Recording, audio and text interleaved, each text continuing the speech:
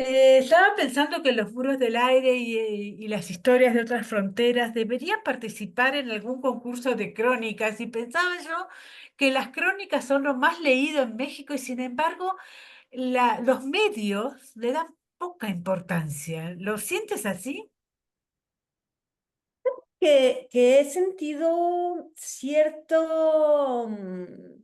diferencia en cuanto a la promoción y la lectura, y no Ajá, sé de este libro en comparación con los otros que he publicado, y no sé si es porque justamente incurrí en cambiar de ámbito o cambiar de audiencia o cambiar de género. ajá, Quizás había yo creado pues unos lectores, quizás, o cierta esperanza de producir ficción, ¿no? Lectores de ficción, y de pronto salgo con unas crónicas que se publican en un sello debate de Penguin Random House, donde se publican también muchos ensayos y crónicas periodísticas. Y a pesar de que yo especifico que son crónicas literarias, eso no viene en la portada y no forzosamente se entiende que el abordaje para mí es mucho más literario que periodístico. Aunque por supuesto siempre los géneros, bueno, siempre se mezclan un poquito, que si es poesía, que si es ensayo, que si es novela. O sea, nunca, no hay pureza, digamos, hoy en día en los géneros. Entonces, el hecho de que se encajone este libro más en la crónica y sobre todo en la crónica periodística, ha hecho quizás que se destantee un poquito el público y darme cuenta, me ha hecho darme cuenta también que estamos muy segmentados en cuanto a lectores. O sea, te clasifican estás clasificado en un sector, en un nicho, y en el momento en que sales de ahí parece que estás donde no te esperan ajá. y que produce cierta confusión. Ujú. Hay que decir que la ficción, bueno, que la crónica toma mucho de la ficción y la ficción también toma muchísimo de la crónica. Cuando uno se sienta a escribir, no piensa, voy a escribir crónica, voy a escribir ficción, voy a escribir lo que realmente me salga, digamos, ¿no? ¿Puedes explicar un poco qué es escribir crónica para ti, Yael? Mira, en el sentido en el que yo digo crónica literaria, te voy a explicar a qué me refiero con crónica Sí, ok. literaria, más que crónica periodística, ¿no? Y es la que yo ocupé en este caso. Como te decía en un inicio, yo soy escritora de ficción. Entonces, conozco, digamos, los materiales y los Ya. instrumentos de la ficción, que se fijan mucho en ciertas descripciones, en hacer que ciertos detalles del inicio de un cuento, de un relato, se correspondan con los detalles del final y que vayan creando un sentido. Cuando me encuentro con la caravana de migrantes en Tijuana y luego paso unos días al borde del río Suchiate en el sur de México, en la frontera con Guatemala y entre Guatemala y Chiapas, me encuentro de repente con unas historias, o sea, estoy presenciando algo que me gustaría relatar. Y cuando me pongo a relatarlo, me doy cuenta que estoy relatando como una escritora de ficción un cuento real. Yo digo, en cierto modo le pusimos crónicas de frontera, pero se hubiera podido llamar relatos de la realidad en la frontera. O sea, o cuentos de la realidad. ¿Por qué? Porque justamente escojo los elementos de lo que estoy viendo que puedo combinar. O sea, no los estoy inventando, simplemente estoy escogiendo de lo que encuentro frente a mí, qué me puede servir para que se pueda ver el personaje que estoy viendo, para que se pueda sentir, ¿no? Lo que está pasando, para reproducir los diálogos. Trato de ser una oreja y escuchar los diálogos y reproducirlos. Es decir, trato de relatar, no forzosamente los relatos que traen los migrantes, que es lo que hace mucho el periodismo, que es decir, preguntarles a las personas y empezar a contar de dónde vienen, sino el relato que están haciendo en ese momento al juntarse en la frontera. O sea, la historia como está sucediendo frente a mí. Y de eso, pues no, uno no puede contar todo, no puedo contar absolutamente todos los detalles de cómo está vestida una persona. Voy a escoger los detalles que me parecen más significativos y que se van a responder con otros detalles y que van a lograr hacer un conjunto en el que se pueda percibir esa realidad de la mejor manera, ¿no? Entonces uso todos los elementos del escritor y de la literatura, como las descripciones de lo que se ve, el uso de ciertas palabras, ¿no? Los contrastes, me fijo mucho que los personajes tengan contrastes, es decir, no todos los migrantes son héroes, ni todos los migrantes son unos ladrones, ni todos los migrantes, de hecho muy poquitos, pero los hay, ¿no? O sea, no son ni buenos ni malos, ni todos los migrantes son víctimas. Hay un poco de todo. ¿No? Y entonces trato de hacer personajes un poquito más complejos que demuestren la cantidad de contradicciones, paradojas, sueños y realidades que cargan estas personas y que están expresando al encontrarse con otros. Y por último, eh, pues sí, yo te diría que eso para mí es la crónica literaria y no estoy usando, por ejemplo, algo que hace, por ejemplo, una crónica periodística que se me reprochó en un momento. Me dijeron, oye, tus crónicas periodísticas no traen datos de lo que dice la OIM, ¿no? La Organización Internacional de Migración, ni porcentajes de cuánta gente está cruzando. Bueno, es que no es una investigación periodística. Total. Es simplemente ir al lugar y reproducir el drama humano que se está viviendo tal como se está viviendo, o sea, inmiscuirse, llegar y relatar la historia que se está creando ahí.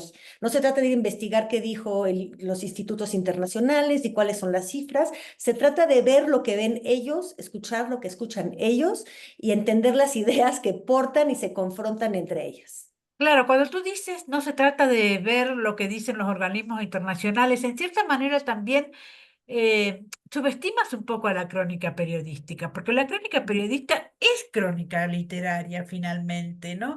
Es decir, no sé, a mí no me importa tampoco mucho lo que dicen los organismos internacionales, aunque es cierto que lo pongo, es cierto, ¿no? Mira, no estoy totalmente convencida de la separación de los géneros y cuando digo Claro. crónica periodística y crónica literaria, en realidad estoy exagerando un poco. Y Mm, cuando te digo lo de los porcentajes, quizás, o sea, de las estadísticas, estoy quizás nada más reportando cierta crítica que recibí de ciertas claro, personas que esperaban eso de una crónica periodística. Yo no sé si esas personas están en lo correcto, muy probablemente no. Una crónica claro, periodística. Yo he leído crónicas periodísticas, las de Óscar Martínez, por ejemplo, o su sí, hermano Carlos Martínez, estos salvadoreños, que son magníficas, son grandes sí, historias, son sí. periodistas, pero uno está leyendo realmente literatura con ellos. La de Memo Bautista, no sé si También. leíste, geniales sus crónicas sobre la muerte en la ciudad. Ahora, una de las cosas que quería preguntarte, fundamentalmente, no me quiero olvidar, es tu relación con la bicicleta, porque esta relación con la bicicleta se me hace muy relacionada con la literatura. Digo, voy a empezar a buscar los autores que tengan relación con el deporte, porque este tocar esta caravana de migrantes tiene que ver también con tu deseo de libertad física, ¿no? Fíjate, Mónica, que quiero escribir después estoy terminando ahorita una novela, de hecho le puse el Ajá, punto final, el primer punto final, quienes han escrito un libro y tú eres parte de sí, esas personas que han sí, escrito libros, el primer punto final está lejos de ser el punto final final.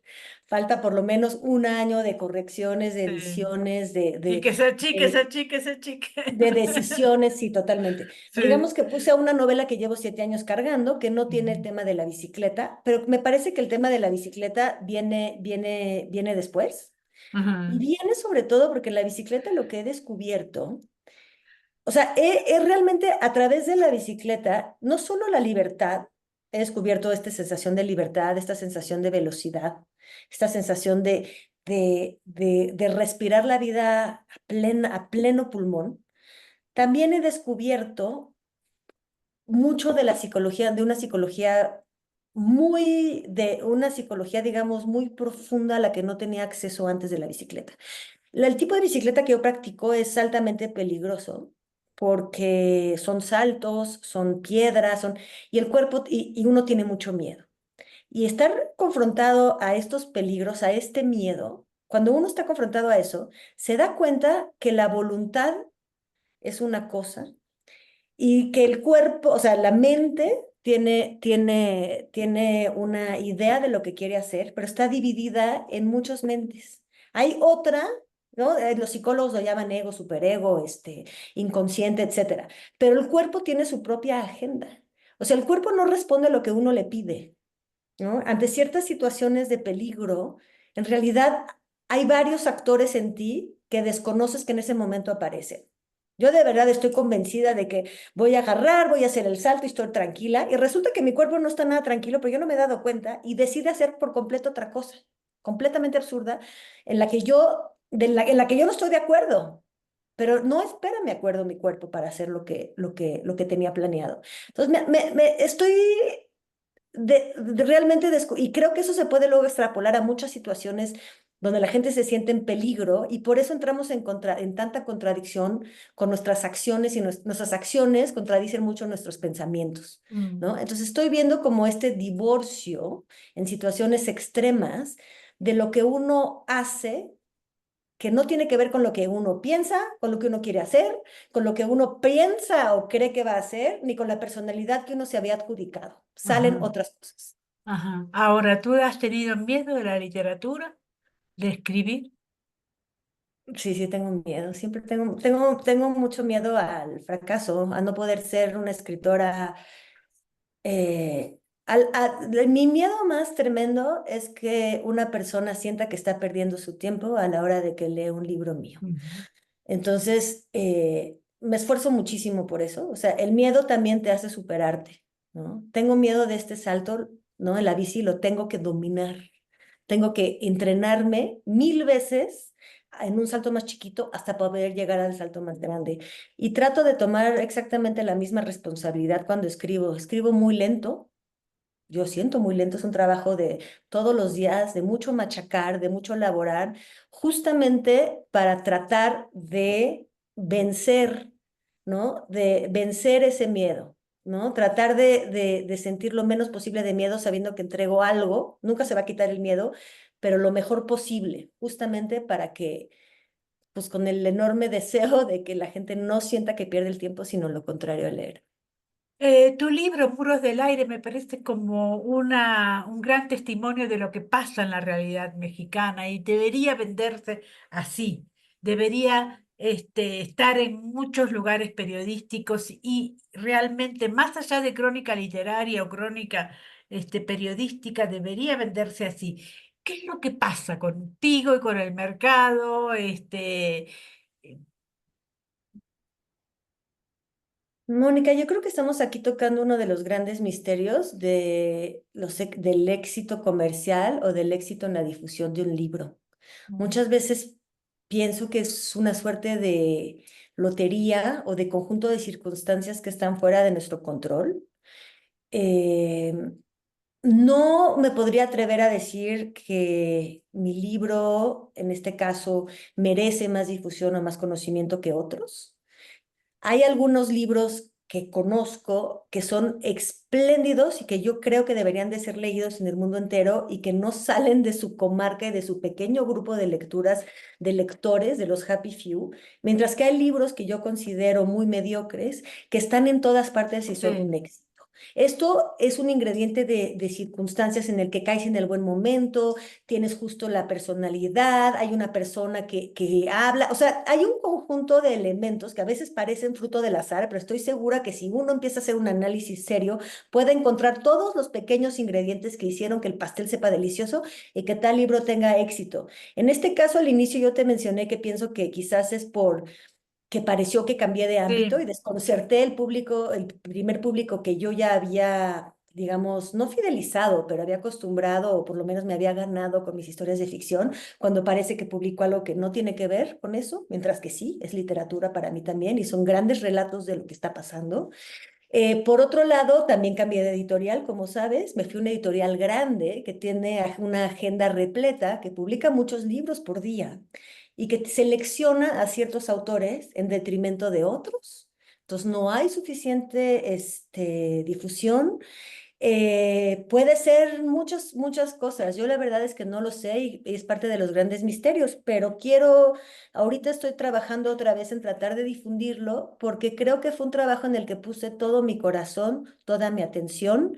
Me conmovió lo que está pasando y las personas que no tienen tiempo de ir a ver qué está pasando en la frontera, todos nosotros los mexicanos que opinamos a través de las noticias, creo que para mí fue un parteaguas en mi pensamiento y en mi consideración de los fenómenos que suceden en México, ir a ver qué está pasando en el lugar. Y por eso lo relato para que todo sea como si pudieron ir en el lugar. Yo quiero llevarlos a todos a estas 5 ciudades frontera, que estén ahí y observen conmigo y conozcan cómo se está ahí en el terreno.